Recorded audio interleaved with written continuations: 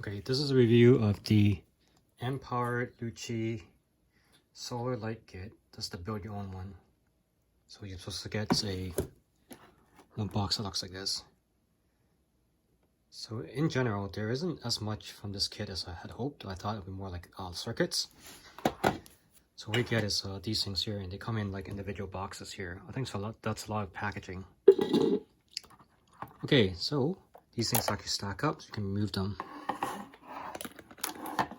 So first is this panel here, which is a solar panel. There's a USB connector. This connector seems to go both ways. So you look at the terminal. This is the battery, and then for the battery, it looks like a a normal like cell phone type of battery, right here. And then you have this in here, which has diodes or LEDs that you can remove.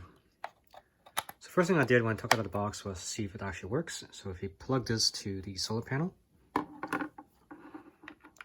should go in either way.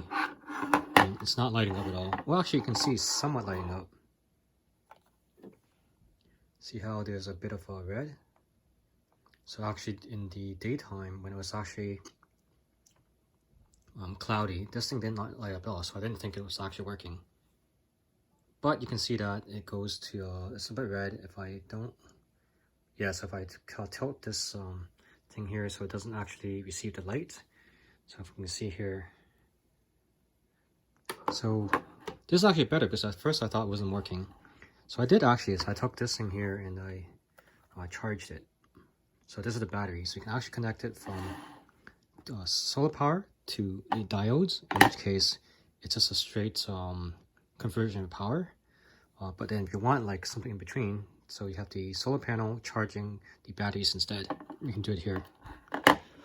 I wasn't quite sure where actually which direction it actually goes, because literally there's like two USB plugs here.